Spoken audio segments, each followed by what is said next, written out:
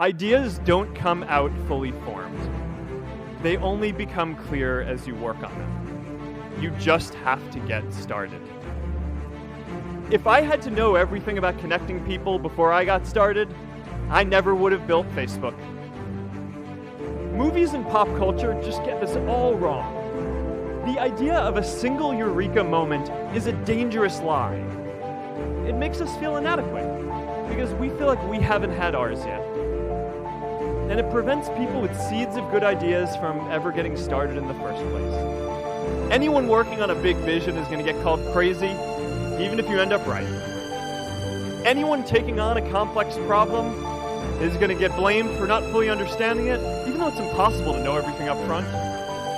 Anyone taking initiative will always get criticized for moving too fast because there's always someone who wants to slow you down. In our society, we often don't take on big things because we're so afraid of making mistakes that we ignore all the things wrong today if we do nothing. The reality is, anything we do today is going to have some issues in the future. But that can't stop us from getting started.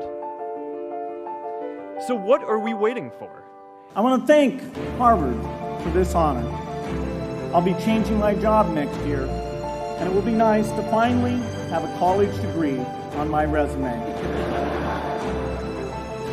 I applaud the graduates for taking a much more direct route to your degrees. For my part, I'm just happy that the Crimson called me Harvard's most successful dropout. I guess that makes me valedictorian of my own special class. I did the best of everyone who failed. But I also want to be recognized as the guy who got Steve Ballmer to drop out of business school.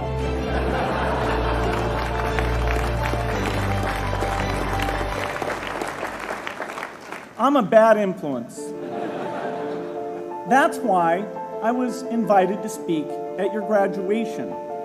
If I'd spoken at your orientation, fewer of you might be here today. I just turned 30 years old, and I've been married for a year. I told my wife, Mackenzie, that I wanted to quit my job and go do this crazy thing that probably wouldn't work, since most startups don't, and I wasn't sure what would happen after that. Mackenzie told me I should go for it. I'd always wanted to be an inventor, and she wanted me to follow my passion. I was working at a financial firm in New York City with a bunch of very smart people, and I had a brilliant boss I much admired. I went to my boss and told him I was going to start a company selling books on the internet. He took me on a long walk in Central Park, listened carefully to me, and finally said, "That sounds like a really good idea, but it would be an even better idea for someone who didn't already have a good job." That logic made some sense to me, and he convinced me to think about it for 48 hours before making a final decision. Seen in that light, it really was a difficult choice, but ultimately, I decided I had to give it a shot. I didn't think I'd regret trying and failing, and I suspected I would always be haunted by a decision to not try at all. When I was 17, I read a quote that went something like, "If you live each day as if it was your last, someday you'll most certainly be right." It made an impression on me, and since then, for the past 33 years, I've looked in the mirror every morning and asked myself, if today were the last day of my life, would I want to do what I am about to do today?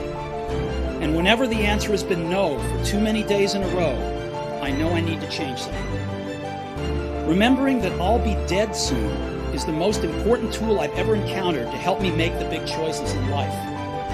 Remembering that you are going to die is the best way I know to avoid the trap of thinking you have something to lose.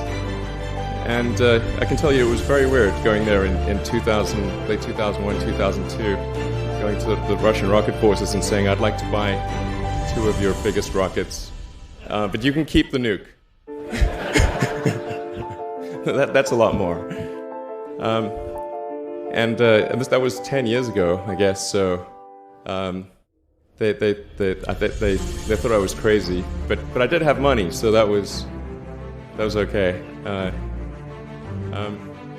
And after making several trips to Russia, I came to the conclusion that actually my initial impression was wrong about because my initial thought was, well, that there's not enough will to explore and expand beyond Earth and have a Mars base and that kind of thing. But I came to the conclusion that was wrong. In fact, there's plenty of will, particularly in the United States, because the United States is a nation of explorers, of people who came here from other parts of the world. I think the United States is really a distillation of the spirit of human exploration. So, but if people think it's impossible, then or it's going to completely break the federal budget, then they're not going to do it. So after my third trip, I said, okay, well, what we really need to do here is try to solve the space transport problem, and started SpaceX. This was against the advice of pretty much everyone I talked to. One friend made me sit down and watch a bunch of videos of rockets blowing up. Let me tell you, he wasn't far wrong.